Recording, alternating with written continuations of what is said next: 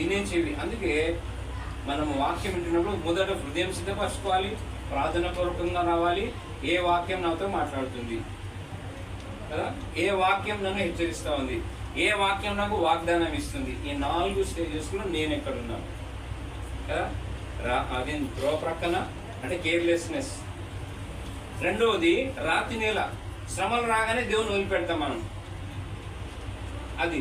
మూడవది ఏంటి, బాగా అణిచివేయబడతాం ఆ శ్రమల ద్వారా. శ్రమలు వచ్చినప్పుడు ఎప్పుడు చింతనే కదా, ఎప్పుడు 90% చింత, 10% దేవదేవ అంటాం. ఇలాంటి జీవితం. నాలుగోది ఏంటంటే మంచి నేల, ఫలిస్తూ ఉంటాం మనం.